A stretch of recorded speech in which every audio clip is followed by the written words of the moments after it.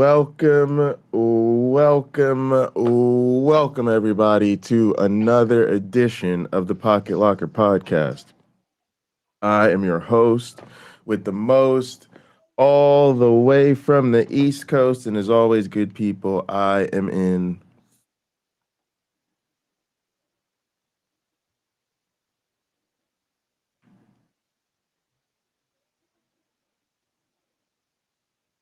Airplane mode, and now a man who has had the last thing he needs to have happen, a man who needs no introduction. Well, you're here. You might So it get me to wasn't say it anything today. it You wasn't might it get me. wasn't the last thing. It wasn't the No, you might get me to say anything today because I'm livid. We're having an open house for my house, and one of the people that's been working on improving the house left behind two messes on a day where the night before we're having an open house. Damn. So, and I don't have a cheap house to sell. My house is expensive. Right. So it just people can't wait to find an objection so they can save $30,000. And she it'll be interesting to see what else can go wrong today. Okay. Really interesting. All right, well, let's jump into Really it so we interesting. can get you out of here. Let me edit this. This should really say part 2. Yeah, I thought I So was we're done with California. I'll bet you I'll be back there next weekend. I bet you I'll be back there next weekend. Well, so Just we messed up. um so we left off, we were covering Lori Favors discussing beware the dangers of black Christianity and a white Christian nationalist America. And it's one of those things where um I just find the whole thing incredibly frustrating, y'all. Like really, I guess my own level of infuriation. It's just the fact that like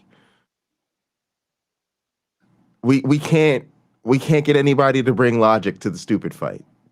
The fact that when it comes time to correct the craziness that's going on in Christianity, especially um, with the white evangelicals, we can't have people who just with their whole chest can say, this is a bunch of nonsense. None of this makes any sense. Oh, yeah, this probably isn't true. Let's move on. Instead, we have black people, people on the left, marginalized people who I guess are trying to reclaim Christianity for their own. They're trying to find the true Christianity, which is the white supremacist version of Christianity at this point. I don't even know what to tell these people. You have the Well, it's official not. version of Christianity. That's the thing you're complaining about. It's it's the unofficial version. I want Yeah, to the be unofficial fair. version. I That's want to be fine. fair to the billions of sweet, well-meaning Christians that don't have any angst towards marginalized people. In fact, I they don't, may because it sympathize with doesn't them. matter. It doesn't matter anymore. It does. It does matter, Pocket But Locker. when I say it doesn't matter, I mean the consequences are the consequences. It is what it is. And I know I'm just out of patience.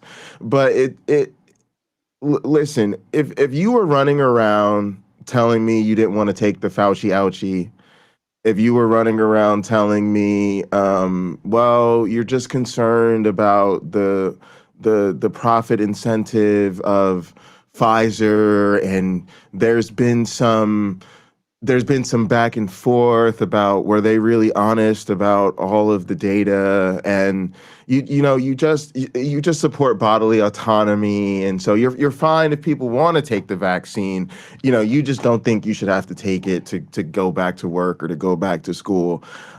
Listen, we're just in a time when I don't care if you're malicious or I don't care if you're stupid. All I know is you're wrong. And your wrongness is getting people killed. And so I get that there's a lot of quote unquote well-meaning, well-intentioned Christians, but the conclusion I'm forced to come to is that they're the suckers. And if people really want me to be so concerned about these well-meaning, honest people, show me they're well-meaning, honest people. In other words, treat them like the victims. But we don't do that. And when we don't do that, that tells me we know they're the perpetrators. And that's how life is. That's literally what being an adult is understanding. Being an adult is understanding my mama may have lied to me, but when I go around then spouting what mama told me, I'm now the liar. Right. And there's a lot of things in life. And I say this to my students, right? Like, I'll give you a perfect example because I teach, right? And this is a real life example. I have a lot of students, y'all, who are not ready for college life. I'm gonna just put it out to you, like, they're just not ready. They're just not ready. And what I mean by that is they don't understand the importance of showing up to class. They don't understand the importance of being on time. They don't have study skills. A lot of them are in college, y'all, and they don't know how to learn from a textbook. They don't know how to take notes. They don't understand that it doesn't really look good on you as a young professional to show up to class in your pajamas. Now, these are things that legitimately, I don't think are their fault. A lot of times it's the high school they went to. There may not have been a really good moral model. They may not have been focused on, preparing them for four-year institutions. The teachers may have been so busy with so many headaches and handfuls that they were just happy that these students are kind of floating along and not getting in too much trouble. And so they may not have had a role model in the home. They may be a first-generation college student. There may have been nobody in that household to get them to wrap their heads around what college is really like, how people are really evaluating you. Okay, you want to be a nurse. Here's what it's really going to take for you to get from where you're at in high school to an actual registered nurse. Yeah, it's a long, hard, arduous path.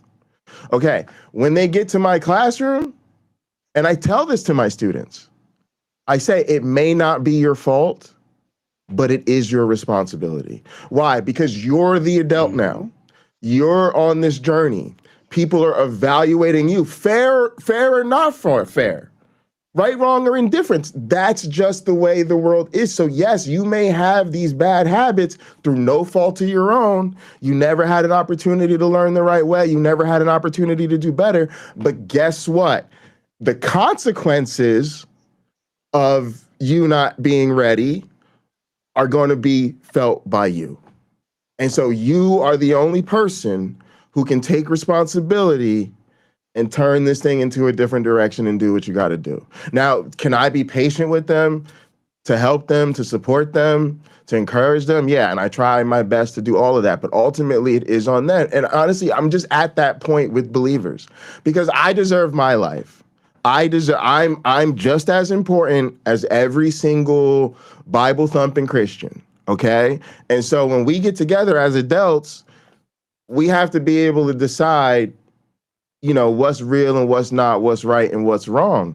And to me, it's like, I'm sorry, but they just believe this thing that isn't true. And unfortunately, a lot of them have made it their whole personality. And now we're just at a time when it's doing too much harm to too many people to me, and I'm done playing with these people. Because again, they are going to have harmful ideas about women. They are going to have harmful ideas about gay people. They are going to have harmful justifications for lots of terrible things. And if they can fully, hang on, let's see. Let me pop my one friend back in here. Yeah, looking good. If they truly really don't, then it's time for them to cross over and help us, because we that's what we really need, is we need their help. And they're not helping. And then the final thing I'll say is this, is the reputation thing matters. It matters. The reason it is so hard to get people out of Christianity is because it is so deeply socially reinforced. And it is so hard because in their brain, good means Christian, good people are Christians, Christians are good people are Christian. Like they're stuck in that loop. And so when these well-meaning people, especially liberal people, especially on the left, especially those who say they are concerned about marginalized people and they recognize the problem, they have to recognize who's doing the problem. Who's doing the problem? Because again, when they took women's rights, reproductive rights away, they didn't say today's a victory for the Republican Party. They didn't say today's a victory for conservatives. They didn't even say today's a victory for the pro-life movement. They didn't say today's a victory for MAGA. They said today's a victory for God. And they're going to say the same thing when they Who kills repeal. babies in the Bible? Thank you.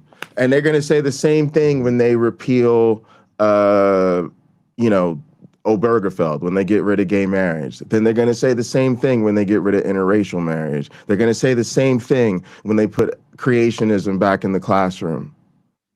So the people who keep telling us this God is loving and friendly and helps us, and they keep, using their great human reputation on behalf of this God, they're really not helping.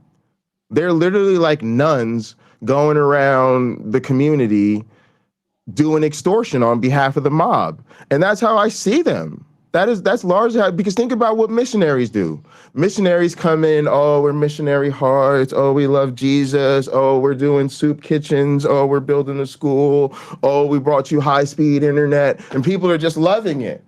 Well, I don't know about all this Jesus stuff, but I do know we needed some high-speed internet. I do know these kids ain't had new textbooks in 30 years. I do know we ain't had no Wi-Fi up in this piece, and we ain't had no smartphones. So they're happy for the missionaries to come because the missionaries bring the service. But who's coming behind the missionaries? The capitalists are who's coming behind the missionaries. The people who want to exploit your natural resources is who's coming behind the missionaries, right? And so are the preachers and the megachurch pastors, right? And this is how you end up with megachurch pastors that have 5,000 plus churches in Nigeria alone, right? And so it's always these nice, kind, well-meaning people who at this point are just totally irresponsible to me. Because again, like, we have to look at you as you're the one selling the candy for the dudes that are off there in the white van. You're the ones going around, oh, I got your favorite candy. I got your Jolly Ranchers. I got your Sweet Tarts. I got your Snickers bars. I got everything you want. You just got to go see my man back there in the white van. That's it. Don't trust me. It's gonna be right. You just got to go see my man in the van back there. So I know you're not there, but that's where, that's where I'm at with these Christians. It's exhausting. I'm Hashtag exhausted. not all Christians. Hashtag not all Christians. Hashtag not all host on hot program. Yeah, exactly. The views of Pocket Locker are not necessarily the views of his co-host, my one black friend, or hot program.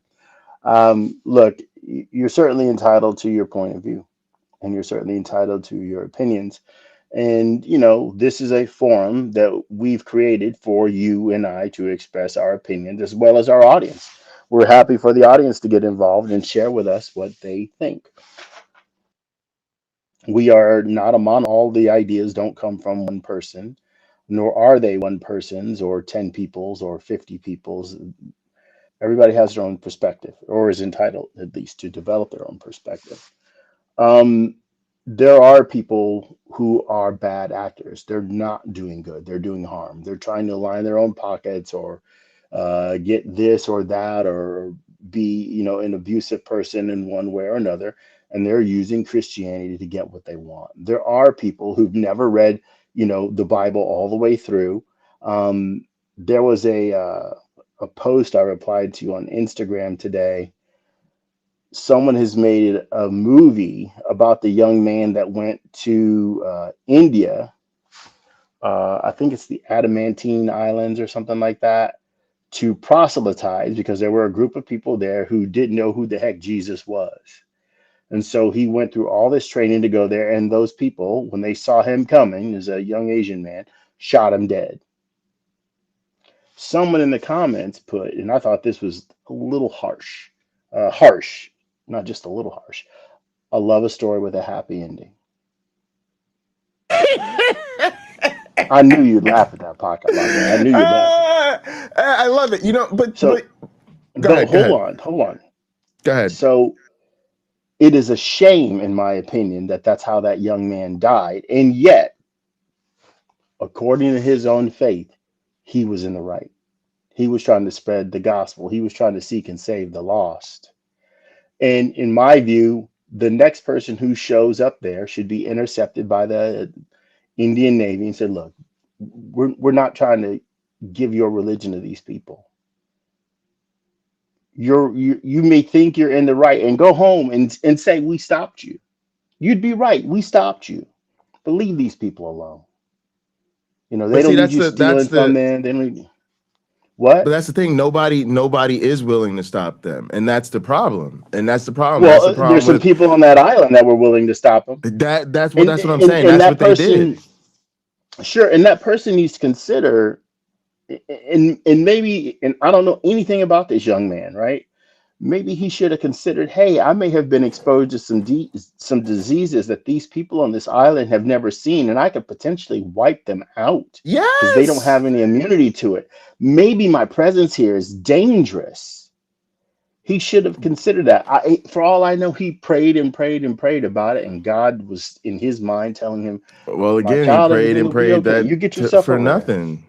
This is what I'm saying. Like, this is what I'm saying is these people talking to themselves, and we're treating that like a legitimate interaction. The thing that scares me is, I'm gonna be honest with you, when we Well, look back, when history looks back at us, it's going to judge mhm. the skeptics and the non-believers the least favorably.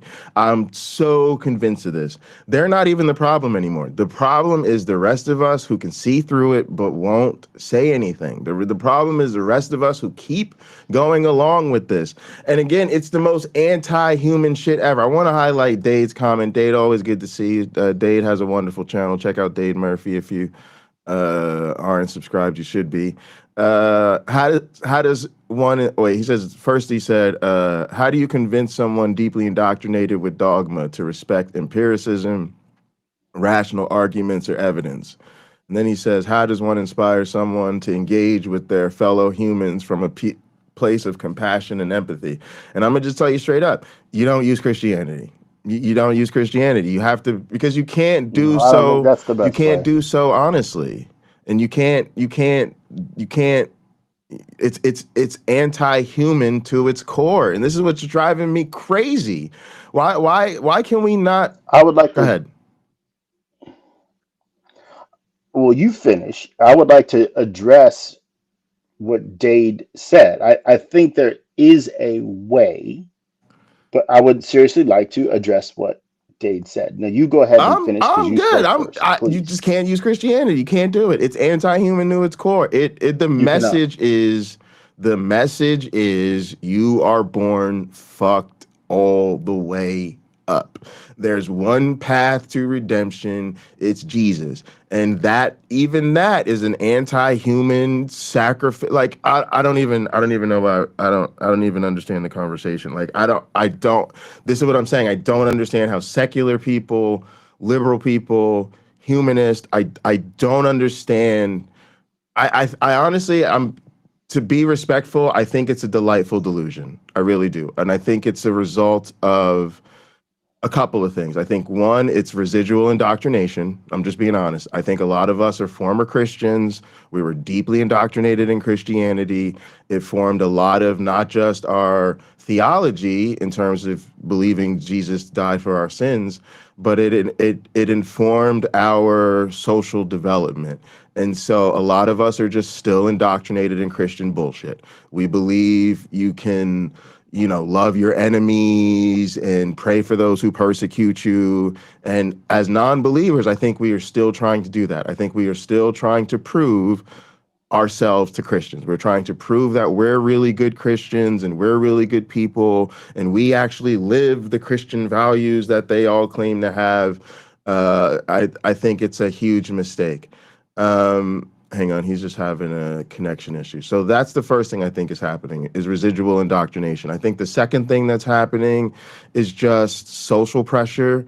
It's just very difficult for people to be confrontational, especially because the sort of white coded white supremacist status quo is, you know, you'll debate and you'll be what's the term I'm looking for? Polite and civil discourse, like basically reinforcing a standard for expressing yourself and addressing your grievances that doesn't actually work because it fits the status quo. But yeah, I think people would like to believe that. I think it's comforting to believe that people really do share our values and that there's just like a layer of miscommunication or misunderstanding, right? We like to say, I think it's all just a big misunderstanding type of deal. And yeah, I just don't think that that's the reality. I think the reality is you can't Christian people out of Christianity. Former Christians need to realize you can't love your enemies. You can't pray for those who persecute you. You're in a fight. These people think they're really living spiritual warfare, and you're the enemy. And it's time to recognize that they have an agenda, and that agenda will continue to push us further and further and further and further into the margins, because that is what the locus of power at the core of Christianity is going to do. And so, even the people who want to be kind, want to be compassionate, want to move in solidarity, want to help the marginalized people, you have to realize they're never going to win out because they're not the power core of Christianity. They don't get to say what Christianity really is. It's not up to them. And then even if they were to win out, we would simply be getting a friendlier version of Christianity, which, by the way, we would not get, because all of these people who are liberal, they're liberal in the sense that they don't want to move. They don't want the smoke that the right is getting. But what I'm really getting at is, if a lot of these liberal Christians got their way, we'd have all the same fucking problems. We'd have all the same fucking problems. Because when you really press those people, especially the real believers on the left, they tell you the same thing. It's a problem like we're seeing with like the rapture shit. Is everybody's laughing at the rapture Christians for picking the date, but when they correct them, they can't correct them and say you're ridiculous to think that something like the rapture is happening. They're correcting them saying you're ridiculous to know the date. So a lot of these, for instance, liberal Christians that are telling you, oh, I'm not against LGBTQ, whatever. No, what they're saying is, I'm not against your legal right to be married right now because I don't want the social pushback of being against it. Please believe if they really got their chance to be empowered, they would let you know, oh yeah, actually they do believe it's a sin. And actually, yeah, they don't think you should have the right to get married. But that's just my take on it. I think a lot of these people are snakes in the grass. And if they really got their way in power, they would turn on you and you would have the same exact policies that you have coming from the right. But that's because I just don't trust these people. All right, my one black friend, I'm gonna let you take it over. Thank you. Going back to Dade Murphy. Dade, I do think there is a way, however, it's difficult in some respects. So you may remember the book and the movies for the story A Christmas Carol, where Charles Dickens writes about Ebenezer Scrooge being shown by spirits, the ghosts of Christmas past, present, and future, what his what he was like in the past with Christmas, how he used to have a more favorable, happy attitude for it, what he's like in the present day, and then a future Ebenezer Scrooge, what it's like for him at Christmas time. If we could but challenge people, instead of just merely hating someone they know little to nothing about, or what the news that they choose has programmed them to believe, if they actually have an immersive experience with those people that they have been taught to be prejudiced against, to be considered marginalized, or to even actively marginalize those people. If we could get them to have actual experience, not with the outliers who might be cruel or have rather despicable behavior of one kind or another, but the average person, right? The average person that falls in there, they're going to learn for themselves that maybe they've been taught to see it wrong. And maybe they should see those people in a better light, in the true light that shines on them and shines from them, and not merely what's convenient for the media to get eyeballs or convenient for this hate group or that hate group to gain traction with the general population. I have used briefly on Hot Program the example of what if instead of when the slaves in the United States were freed, instead of people stopping them from having the best life they could, they encouraged it. What if they just got out of the way? Let's see how these people do on their own. Rather than trying to burn down their crops or persecute them or lynch them or hang them up to terrify them, why don't we, okay, so and so started a restaurant, let's check it out. If it's good, we'll keep going back. If it's not so good, well, we don't have to come back. If they just got out of the way and let people thrive rather than creating a group of people that they became justified in fearing, because some of those people got angry enough that they would attack back, right? There was a chance to do it well and do it right, but that wasn't taken. That wasn't what most people who had power did. Most people who had power kept on oppressing them. So if we're at that point in society again, where people in power are bent on oppressing people, they're making a mistake. Freedom is the ideal path, true freedom. You know what? You're not so sure you want to keep that baby, rather than forcing you to keep a baby you don't want. I Up until a I certain don't time, you I have don't an think opportunity to so. I don't terminate the think so. pregnancy. Especially for non-human. You don't think so? No, Well, definitely not. For non, especially not for non-humanists. People got to get these rose-colored glasses off. Like the, what a the reason we live in a world replete with power imbalances is because power imbalances favor the people in power.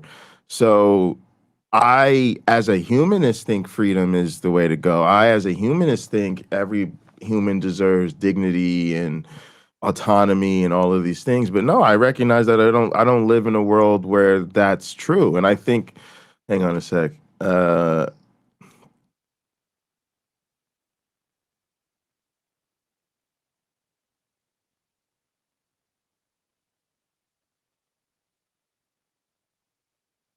Yeah, I think he's just having a lot of internet troubles today. So typically he pops out and then has to pop back in real quick. Yeah, it was crazy because we're having such a good conversation today, but we did the show earlier because he's got to go soon. So I don't even know if we're gonna get to this clip. Actually, you know what? Let me maybe play a little bit till he pops back in. All right, let's do this. Swap. When I say nationalizing their resources, what that means is they are telling the foreign corporations that have set up shop in their countries, the gold mining, the diamond mining, the cocoa mining, I don't think you mine cocoa, but the cocoa harvesting, they are telling European nations, you're not going to be able to send your corporations here and take all of our natural resources, extract them, and then send them back to Europe where you guys make goo gobs of money and you leave Africans with nothing. And I want you to take a listen to this clip by Vic Mensa. And in fact, YouTube, you guys are going to be able to see this clip by Vic Mensa. But he talks a little bit about this in a way that I think is kind of, I mean, he's kind of dope. Like, I like how he does this. But I want you all to take a listen to this clip because, and I don't know that this is what's happening with Nigeria. I don't think we've seen a similar proactive effort to nationalize resources and to take them back from countries. Wait, what is this? Are they talking to me or they talk Nail, are you talking to me or are you talking to Rebuke and Reprove? And who I don't even remember. I think we've seen Rebuke and Reprove before, but whatevs. A lot of I hate to sound like that person, but a lot of times I'm not even trying to get through to these people. Like with a name like Rebuke and Reprove, it's like I think I already know where this is headed. Let me switch back to our other scene. Oh, that's what I did. I see. I did the wrong thing on the wrong scene because I'm smart. All right. So welcome back. Yeah, like it's thank you. just so basically what I was getting at is I think, you know, humans have always been in conflict. They've always been in tension, and there's always been a desire for people to establish dominance and power dynamics, either in micro relationships, like, you know, a man over his wife, or you know, macro relationships as one tribe over another. And so I think, especially in the framework of Christianity, that people don't share that ideal. Like I personally share the ideal of freedom and autonomy for people, but I think it's a mistake to assume that that's what most people in the world want. I think we should be trying to convince most people in the world to want that, but I don't think that they do. And and that's part of my problem with Christianity. You have to understand, there's always, people are always going to be seeking power, especially people that have it. People that have power are not going to let go of it because they know it's game over. They know there's a real difference. They know there's a difference between being rich and poor. They know how much it matters. And so so when you have power and it's built on illegitimate means, be them a lie or criminal means or coercion or force, those are the things people are never going to let go of because that's their only means of power, right? When you come in and you militarily take over somebody else's village, like literally you just bring the guns and the bombs and the whatever and you outmaneuver them, you're never going to support a de-escalation of arms. Never, never, never, never, never, never, never, never, never, never, never, never, never, never, never. Because you know that would literally mean you no longer have your means of power. So you'll literally kill everybody who even suggests it. Okay? It's the same thing with Christianity. When you have an empire built on lies, built on ignorance, built on prejudice and bigotry, and it's put those people in power, everybody going, no, let's make it humanistic now and make it open and it's going to be pro-science. That's never going to happen. It's never going to happen. Never. Because these people understand full well that keeping people dumb and dominated is the only way they get to continue to have access to power, which is another reason I think it's a mistake to try to humanize people through their religion, because it's fundamentally anti-human and you're always going to be pushing them towards the power vacuum of the religion. To me, to make it a lot easier to get people to be humanistic is you pull them out of the religion. Now, that's the actual hard part. That part is incredibly difficult, I'll admit. But I think once they're out, then the humanistic thing is way easier, right? Because when they're in, they got to be conflicted. When they're in, they're like, well, I don't think women are less valuable than women, but God, right? It's like Uncle Bobby always says with the battered spouse syndrome, right? That the symptoms of battered spouse syndrome are exactly the same as Christianity, right? The irrational belief that your abuser is omnipresent, the irrational belief that you find your purpose in the abuser, the irrational belief that the abuse is your fault, and the irrational belief that if your abuser can't get to you, they can get to your loved ones. But what is one of the ways that he's always talking about it manifesting? It manifests itself in the woman not being, just assuming it's the woman who's being abused, the woman not being able to form her own opinion. What'd you think of the game yesterday? Well, John said, you know, we were really behind and things were looking rough, but then we scored a touchdown in the third quarter and things were looking up. Okay, well, then you said you guys went to the movies. What'd you see? Well, John really wanted to see the action movie. I wanted to see the romantic comedy, but we went to the action movie. Well, what'd you think of the movie? Well, John said actually it was quite the best direction, right? She can't form her own opinion. Mm-hmm. And that's how religious people are.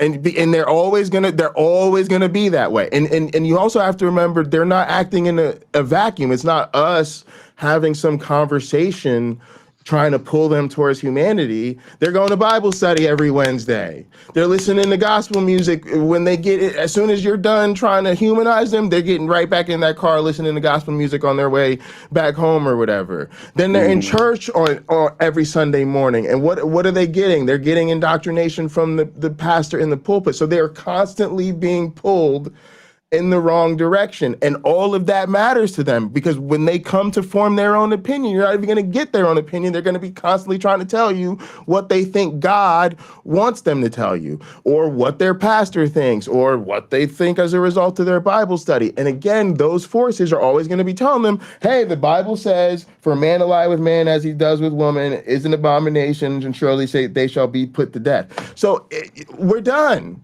Because you can't have a moral guide that has bad guidance in it. Like the law, our laws may not be good. And there are times where you need to do civil disobedience. There are times when the most ethical thing you can do is break the law.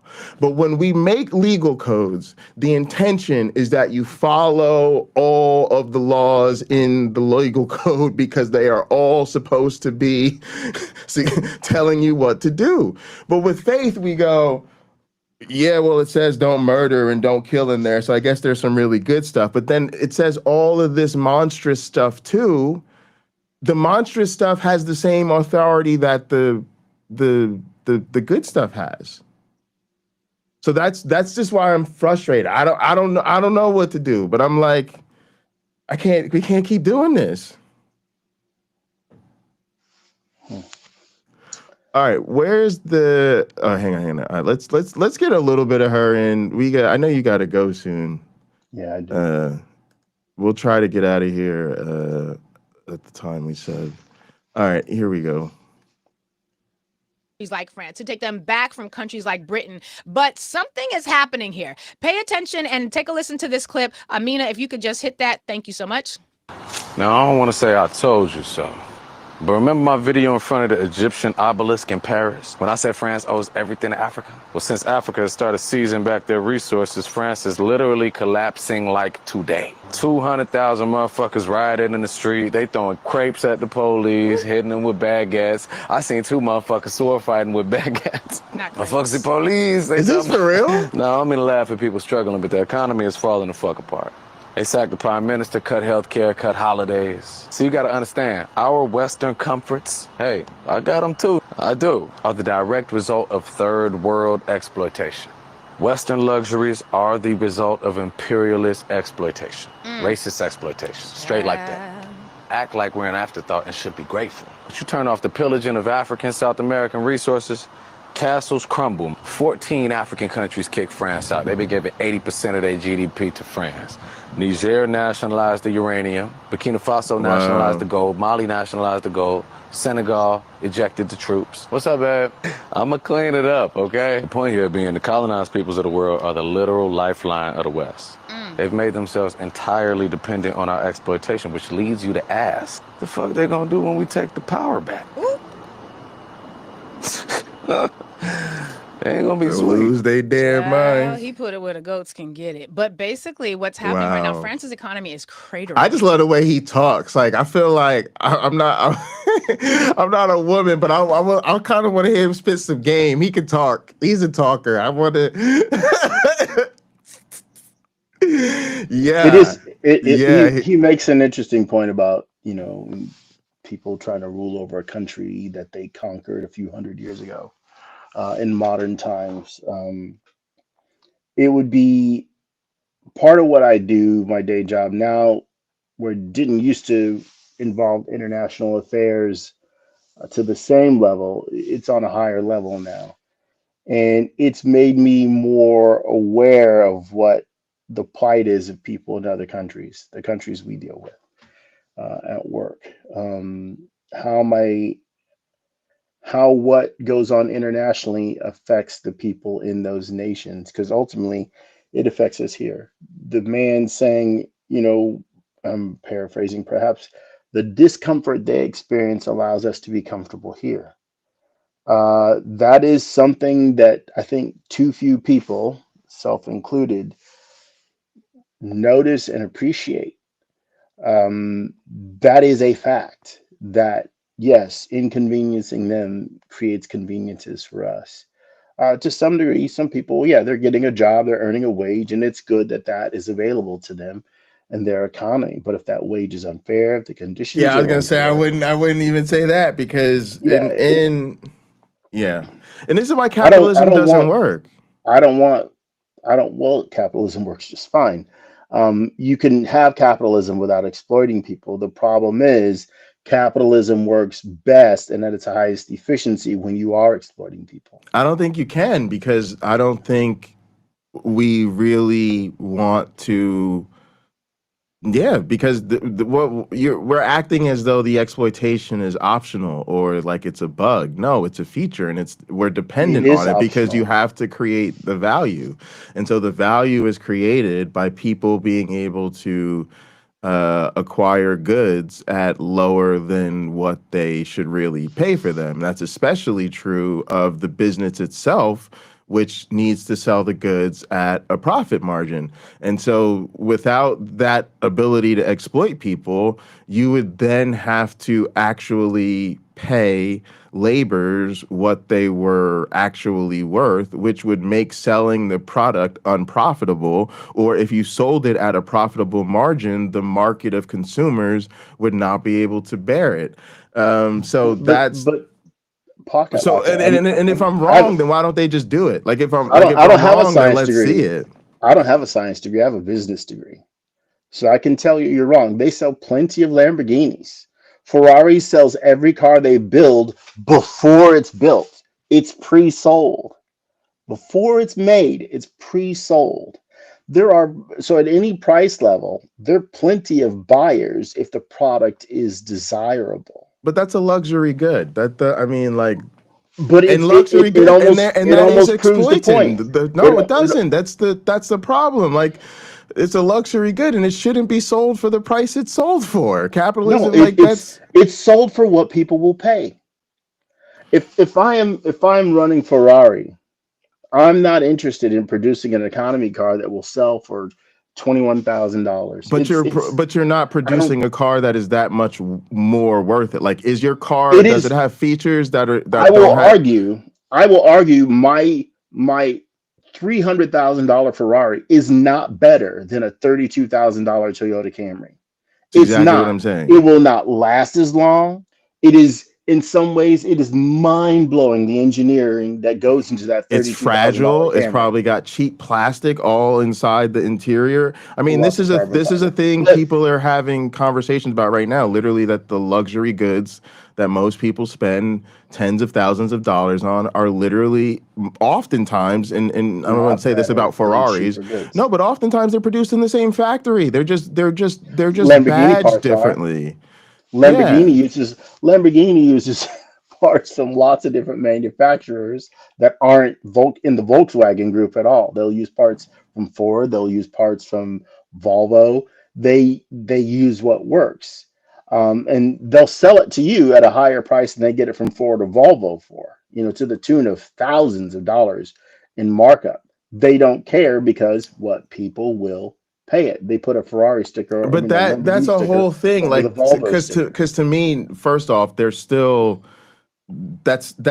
like luxury goods epitomize the exploitation of capitalism. It's just that they happen to be in a niche where it works for them because they rely on a clientele that's disproportionately exploiting other people. And if they weren't, their clientele wouldn't be able to buy these luxury goods. In other words, if CEOs and rich people were not exploiting the people underneath them, they would not be able to spend $500,000 on a car, or at least not enough people would. So yeah, people can buy the luxury goods, and they can, and like you said, they're sold out years in advance, and a lot of times they make you have a previous history. You have to That's have right. bought three or Ferrari's four notorious for Ferraris that. before you If you can want a even special edition, purchase yeah. this Ferrari. But again, without exploitive labor practices, they don't have that market to go to. But to tie it back to Christianity, my thing is what they're really getting at is just the way the West is so compromised with exploitation. And to me, a lot of it is legitimized through Christianity. And I do see, I spent a lot of time listening to people like Esther and stuff like that, and she's definitely raised my awareness about the plight in Africa. But yeah, I think we've talked about some stuff here on the channel where the current Christianity that is practiced in the West is largely co-opted by capitalism. And, you know, a lot of these missionary efforts do end up with capitalist exploitation on the back end. And Christianity that we would not have without capitalist exploitation. Because again, you wouldn't even have things like Black people being Christians if it wasn't for the fact that Christianity was so explicitly used in the slave trade. And again, that's another thing that's just so incredibly frustrating, that I continue to live in America where Black and white Christians alike refuse to acknowledge how Black people became Christians to begin with. So it's like if it's so. Well, there may be Black people that refuse to acknowledge that too, thinking that it's the saving grace of Jesus Christ himself that has compelled them to be a Christian. And it had nothing to do with the fact that it is often ancestral to be of that faith, right? It's often indoctrination. That's what got you there. It wasn't the Holy Spirit, it was indoctrination from friends and family. And nobody, probably nobody, in most of those cases, meant any ill content whatsoever. It's just how it worked. Yeah. All right. Well, let's see where she Right? goes. Let's see if she. I want to see if she tries to tie this in a Christian bow and how she does so. Have you guys seen these protests? It's incredible. We're not talking about that economy today. And that, again, I'm not saying that is at all what's happening in Nigeria. I'm just saying, and frankly, I just think that we should be aware of what's happening with Nigeria, because not only do we have this effort from the Americans attempting to revoke visas for Nigerians, but we also have this situation where a piece of legislation was introduced earlier this week that basically would have given Secretary of State Marco Rubio the capacity to revoke American passports, not just visas from immigrants, but to revoke or to refuse to issue American passports, which, as I said in the podcast, is a good reminder to me. I only got like 2-3 years left on my passport. I'm getting it renewed immediatamente. But watch this space, because we need to be clear about what's happening right now. And for those of you who are not in a space where you are making enemies with people who we may have to look to for refuge, thank you, and keep it going. I know it's difficult work, but we got to do that work. Now, I'd mentioned at the very beginning that we were going to be today talking about this book, The Cross and the Lynching Wait, what are Tree, you saying, which Ember? Yeah, I know. We talked about this before. I know there are early churches, but I'm talking about what that church is doing now and how, you know, the Black faith was established here. Obviously, I don't think Western Christianity invented indoctrination, and we know that the church ended up in Africa sort of on its own. But when we talk about, for instance, like these Pentecostals and stuff like that, that's a Protestant movement. So that's a Protestant movement coming back to Africa. That's not the same as like the early Ethiopian or Coptic churches or any of that stuff. And again, they're just, you know, who's doing it now. If they weren't doing it, I think a lot of those other churches probably would be, because again, religions themselves are competing for power vacuums and to exploit each other. So, you know, it's kind of interesting. It's a whole nother side thing, but it's kind of interesting how some churches they get a pass, almost like they're not as exploitative or something, when really they just don't have the same power vacuum. But I kind of lost that comment. I'm sorry, Ember. I should have addressed it sooner. I'm bringing it back up. This is by James H. Cone, phenomenal scholar, now an ancestor. But the reason this is a little challenging for me is because we are literally also going to be talking about a story of lynching today. I don't know if you've heard, but at Delta State College, and now an additional news report, there have been at least 2 Black men recently whose bodies were found hanging from trees. Now, this is sensitive, and so if you are watching on YouTube, I'm going to share a clip with you. This is a news clip, so you're not going to see anything sensitive here, but this, I don't know why these people are behind me. These people just walking in the hallway. But you are going to see this video clip. We're going to talk about it on the other side, but the fact that today we're talking about the cross and the lynching tree, and the lynching tree is such a prominent portion of white Christendom, I think it's important that we're aware of this. Let's take a listen. We have some serious news right now. In the past 24 hours, 2 men have been found dead hanging from a tree in Mississippi. And the two cases do not have an explicit connection to one another, but the timing is very concerning. I want to talk about both cases separately. The first at Delta State University, where a 21-year-old Trey Reed, who is from Grenada, was discovered Monday morning. He was found, quote, hanging from a tree on campus. Authorities quickly said that they ruled out foul play, but an investigation remains ongoing. How you rule out Then foul we play when found the out that investigation another man ongoing? in Wow. Vicksburg, Mississippi, was found also hanging from a tree. That man's name is Corey Zukatis. He's a resident of Brandon, Mississippi. He was found, quote, hanging in a wooded area on the 4100 block of Washington Street near the Ameristar Casino, and an investigation remains ongoing there as well. There remain a lot of unknowns in both situations, and this is something that I'm going to continue researching and asking questions about because this is very serious. Spread the word and follow along for more. The cross and the lynching tree. We will, of course, follow those two stories as we get more information. I will share them with you. But I'm going to read from this text. This is from chapter 1 of this book before we get into the conversation for today. And again, this is about the power of Black Christianity, or the limitations of Black Christian power in a white Christian nationalist world. All right, here we go. Nobody knows the trouble I see, the cross and the lynching tree in the Black experience. And it starts out with two quotes. The first is from the book of Acts, chapter 10, verse 39. And the second is a quote from The Crisis, which you should know about. The Crisis, a magazine that features very prominently in Black American history. And it was a source of hugely important information sharing for Black people. But Acts 10:39, the first quote says, "They put him to death by hanging him on a tree," referencing there the story of Jesus. Now, a clip out of this article, which is taken from The Crisis magazine. This is The Crisis 10, number 2, June of 1915, on the lynching of Thomas Brooks in Fayette County, Tennessee. Hundreds of Kodaks clicked all morning at the scene of the lynching. People in automobiles and carriages came from miles around to view that corpse dangling from the end of a rope. Picture cards. Photographers installed a portable printing plant at the bridge and reaped a harvest in selling the postcard showing a photograph of the lynched Negro. Women and children, white women and children, were there by the score. At a number of country schools, the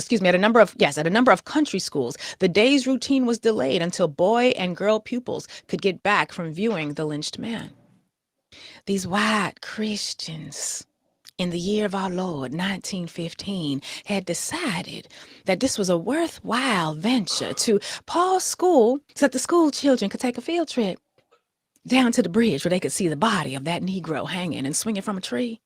The men, the women, the children, they were there. It was a festive affair, as you can see from the article. The book picks up there and it says the paradox of a crucified Savior lies at the heart of the Christian story. That paradox was particularly evident in the first century when crucifixion was recognized as the particular form of execution reserved by the Roman Empire for insurrectionists and rebels. Meaning Jesus wasn't put on a tree because he was somebody special. He was special, but he was put on a tree because he was an insurrectionist. He was a rebel. He was somebody who had to be put down because he was too Martin Luther King / Malcolm X / Ella Baker in his speech. DeMar He was- Travion. That name is crazy work. Whew. It's the thing about a unique name. It's a unique name. All right. Here we go. Too willing to get into trouble. You can't have somebody going around freeing people from their sicknesses and freeing them in their mind. Not when you live in an occupation, not when you live in an empire. Jesus was put on a cross, not because the cross was holy, but because the cross was like the electric chair. The cross was where you put people who were rabble rousers. Continuing.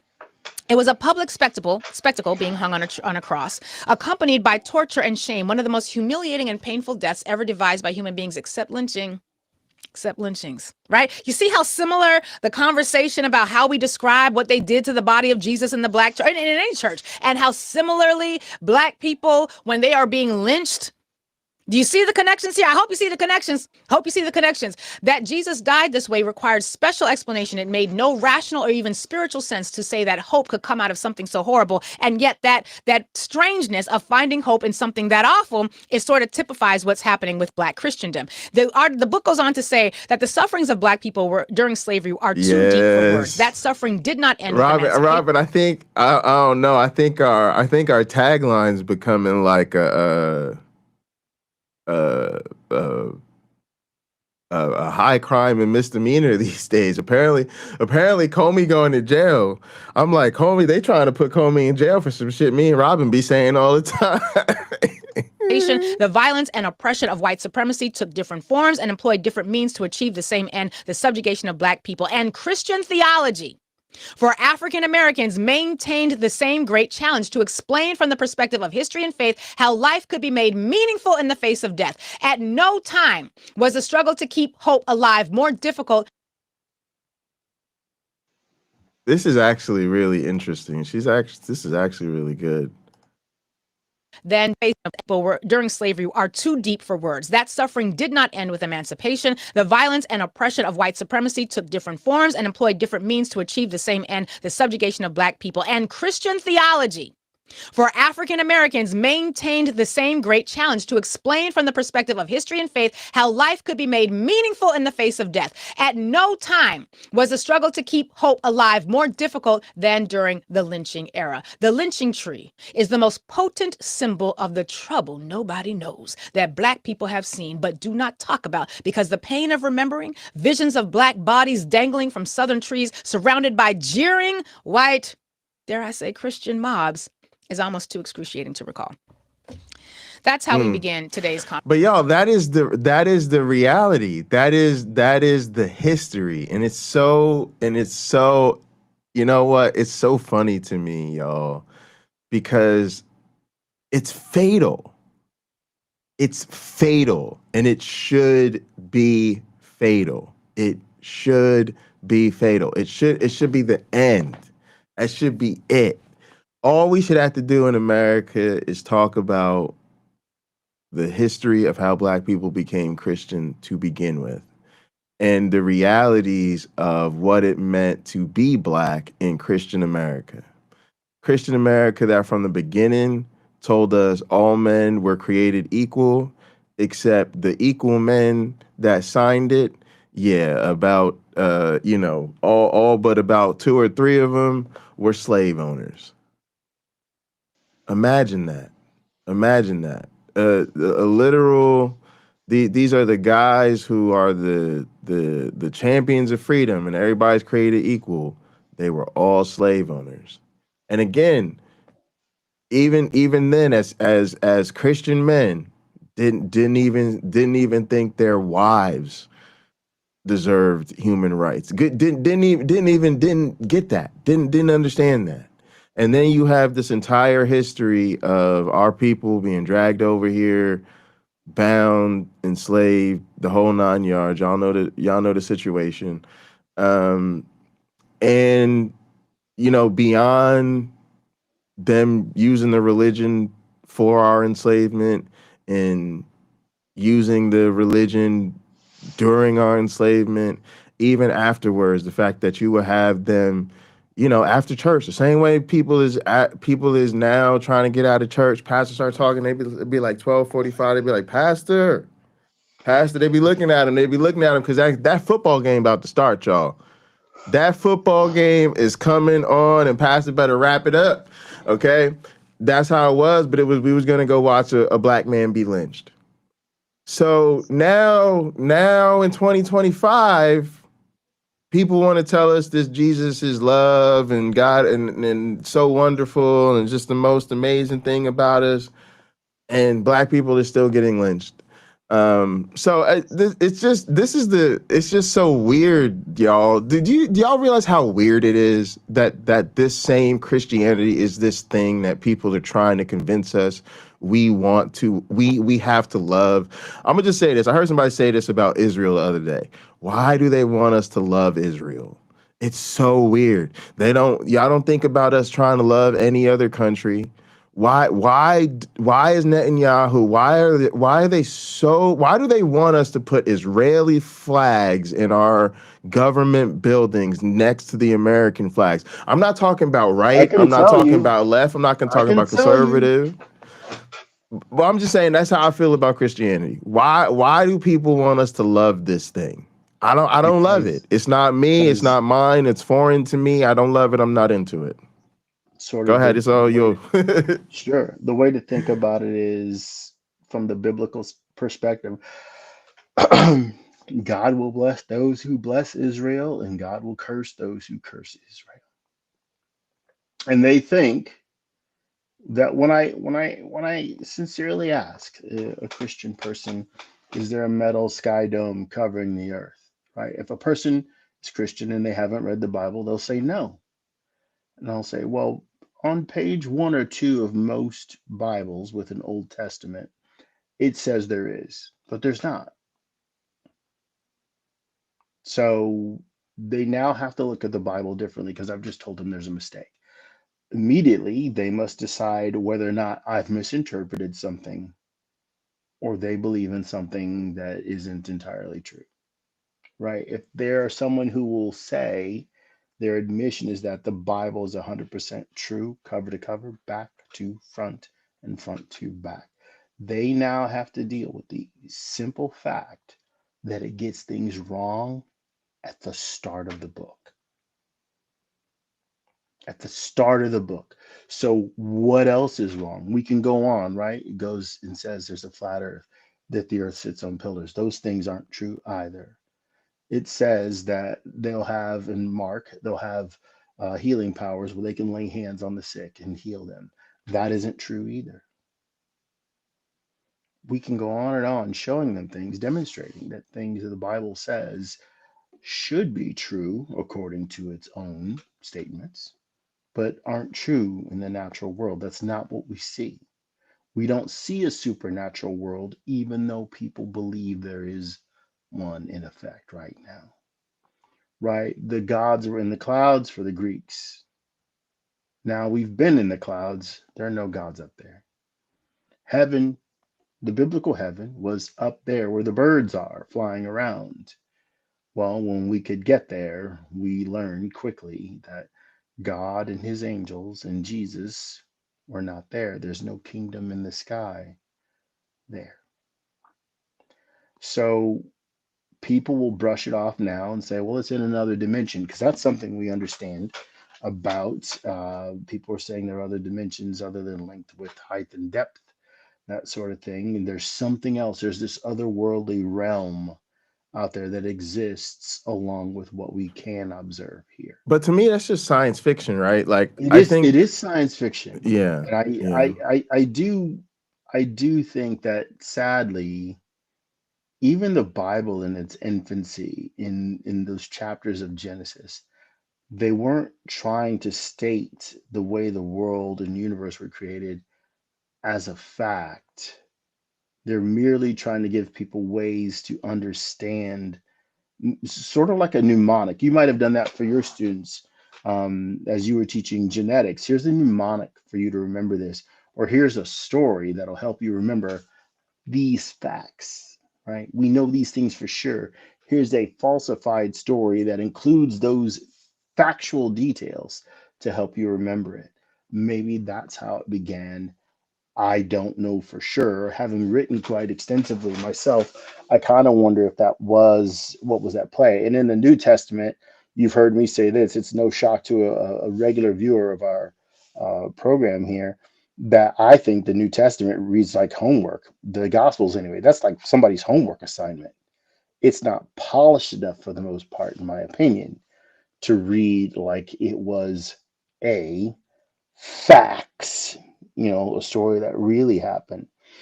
There's too much playing around. The Gospel of Matthew is far too creative to simply be a true story, far too clever.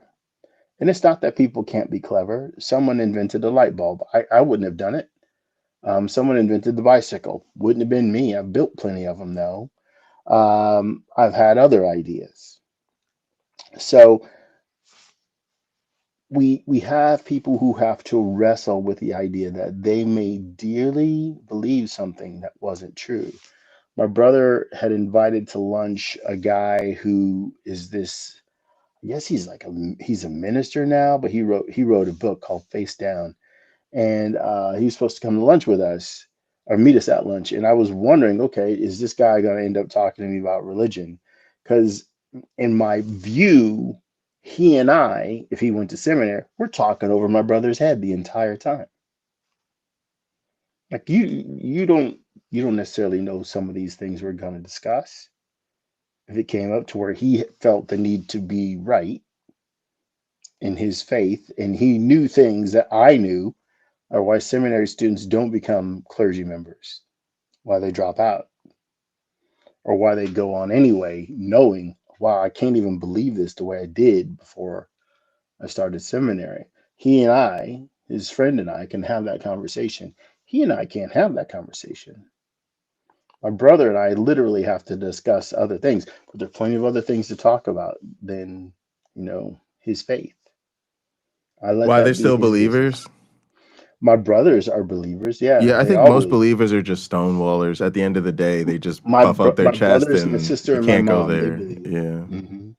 yeah. And for me, when I came out to them as an atheist, they asked very few questions. Actually, one of them, none of them, except for one, my brother Rick, he had questions for me. The others Uh, didn't, because they knew if you're going to ask me those questions, I'm going to give you honest answers. but see, And my I family's answer. the same way. That reveals it. That's very telling. That's a very ugly aspect of Christianity. They don't realize it, but it's a tacit recognition that it's BS because it's like I know I can't ask you about this because if I did, you would give me something I have to deal with, and I don't want to deal with it, so I just don't want to talk to you. And then there's also a way in which a lot of believers just shut down. That's the real reason most people. I know I'm picking on us a little bit, y'all, but there's a lot. I think that's the real reason most of y'all won't talk to your friends and family. It's not because they're so reasonable and they're so lovely and you don't think their beliefs are harmful. Most of them are close to you, meaning if they're close to you, their faith is close to the same faith that you practiced. So it's not that. What it really is that there's just no going there with them. You know that they're at the end of the day they're gonna be well, I love my Jesus and there's nothing you could say to take, and it's just such a like a ugly kind of gross thing. We're just kind of like, ew, I don't want to even deal with that. All right, let's see if we can get her in for a few more minutes before we get out of here. This has been good. I don't know where she's going with all of this, but she done got me intrigued. Conversation. And I think it's important that we're clear about what's happening, because when we're talking about the cross and the lynching tree, but we got to start it with a modern day story too. Modern day stories about lynchings. That is a problem. Now, when Christianity was African, and I need people to be clear, Christianity was an African iteration. The earliest churches, the earliest Orthodox Oh, this is churches what Ember are was part talking of about, I the think. Ethiopian Coptic Christian reality. I'm not going to get into all the details. Pick up this book. It'll talk to you about it a little bit. I'm not going to get into all the details, but you should just know that the first iteration of Christianity, as it pertains to a church, the concept of the church, were Black people. These were African people. In fact, I'm going to show for you all who are looking on YouTube, Urban View, you're not going to be able to see this, but if you're listening on YouTube, you are looking on YouTube, you'll be able to see this. You see all these images? It's a whole bunch of Black ass Jesuses. I'm sorry. I know some of y'all, I just lost you by putting ass with Jesus. Let me get my spirit right, because I don't want to be an ego. I want to communicate. We ain't trying to be an ego. Do you see all these images of Black Jesus? Now, what's interesting is that they describe him in these articles as Ethiopian art, Orthodox Church of a Black Jesus. There was no such thing as Black or white during the time of the formation of Christianity. White people didn't create ideas like Black and white until many centuries later. They don't even start calling themselves white in the law until the 1600s. All of those images were of Jesus as he was commonly understood to look. Argue with your mom, argue with your pastor, or you can argue with the art. I don't care. I'm just telling you the information.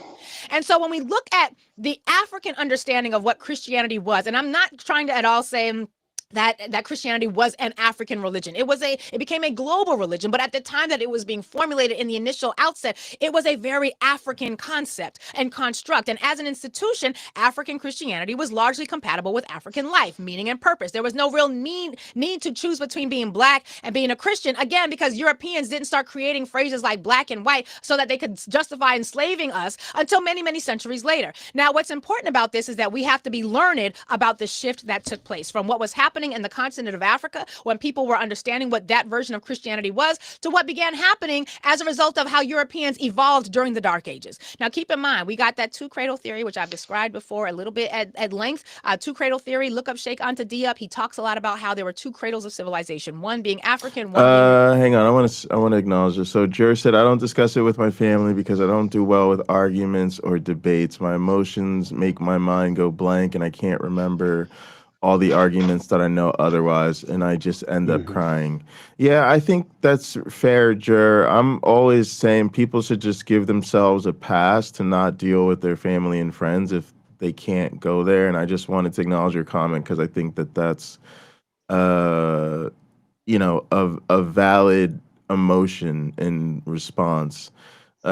Yeah, So yeah, just don't if it's not something you can do comfortably. Yeah, go ahead. I'll agree with Pocket Locker on that. I think people like Pocket Locker and myself, it's important to him and it's fun for me to have these discussions. Like I love it. Someone wants to argue their religion with me, bring if it's Christianity, which I know something about, bring it on. I'm here for it. Let's have it. Um, but I don't want to hurt anyone, right? I don't remember every argument either, Jer. I don't, and I never will. So I try to make my own arguments so I remember them better. I try to have the data set that I pull from to make my arguments, and it's in their holy book usually. So they don't need to believe what I'm saying from my memory. They can excuse me, they can read it themselves. And I often will ask, you read that to me. You see what it says. You go to Ezekiel 20 and you read it. I don't need you to interpret it for me. That's pretty plain speaking right there. And they may look, if they're online, through several different translations to find the one that says it in a way that they can accept, right? Whatever I'm putting forward to them, that's a difficulty. They want to put it to me in a way where they can accept it. I understand that believing for them may be hard too, because I read through that Bible, Jer, and there were things that were very difficult for me to read. Knowing that for years I said I believed this whole thing, not having read the whole thing. And after finishing the whole thing, I was like, I could never believe this in its entirety, or even most of it. Even Yeah, stuff that's supposed to be simple Auntie history. Jer. Yeah, I don't know why we don't I'm call sorry, Pocket Locker. My Jer alarm went Auntie. off. I No, got to no, get you're good. rolling. I know you got to run. I I can't can hear wrap. you. Why can't Um, I hear you? I don't know why you can't hear me. I don't think I changed anything on my end. But yeah, I know he's got to get going, so we can wrap up. It does say he came back. Can you repeat what Can you hear me you now? said? I hear you now. Yeah. Yeah, I was saying I know you got to go, so we can wrap up. All right, gang, I'm dropping the link to the work adventure where we're at in the chat. I'm done. I'm pretty much done with the other map. So today may be the last day we're in there, or I may switch us up in the middle of the day or something. So if you're not in the Discord already, jump in the Discord. There's a channel called there's a category called HQ and the channel in there called Bundy Ranch. I typically drop the link to wherever we're hanging out that day in that channel. So yeah, pay attention to that. I may drop the link to the new space later today or tomorrow. Speaking of tomorrow we'll be doing Black Free Thinkers over on Skeptic Haven. It'll be me and perhaps Maya, but Maya has some dental work to get done, so we're not sure if Maya will be joining us, but we'll be over there tomorrow. And yeah, we'll be back next time. I think she did. So this is a really interesting piece. So maybe we'll give her one more and finish it up next time. So because I think this topic is definitely one to get into. And yeah, Dade, I wanted to acknowledge your comment too, because I was going to say the same thing, and we'll get more into this next time. But I see a lot of this trying to reclaim earlier Christianity. I kind of want to see where she goes with it. But yeah, sort of, I guess for my closing thought, I'll just say that I do see that as a cope. I see a lot of people trying to reclaim earlier forms of Christianity. I see it as a way of a lot of people, especially marginalized groups, dissociating from the problematic Christianity that we kind of see in America. I see this with, for instance, Americans who get into Coptic Christianity or Orthodox Christianity, or I see this sometimes with like Rastafarians and people like that. But yeah, it's all based on things that aren't true, and then also you can't really practice of an earlier version of Christianity in the current society. Like you can, but you're not really meaningfully contributing to that. When you say people are Christian, they're going to understand it through a certain lens, and so it may make you feel better to tell yourself you're practicing a different form of Christianity or whatever. But ultimately, it's the current form of Christianity that made you a Christian to begin with, and you're not any closer to the truth. But yeah, my one black friend, what are your closing thoughts? And then I know you got to go. Vet your contractors when you hire them to do work on your property or your automobile for that matter. Vet your contractors. It's one of the best things you can do. Call people they've worked for, and you won't regret doing it. It's the best time you ever spent. And if you don't have Wow. time, find someone who does, because I'm paying for things twice, three Isn't there times, a because people site keep for that? mucking it. What's the name of that site? Angie's List. Angie's I List or hired people off whatever. Angie's List, and I'll say this, and this will. Okay, the baby's sleeping. Okay, I hired people off Angie's List, and I'll say this: if I ever see that dude again, and he's on fire, I wouldn't. I just wouldn't. Wow.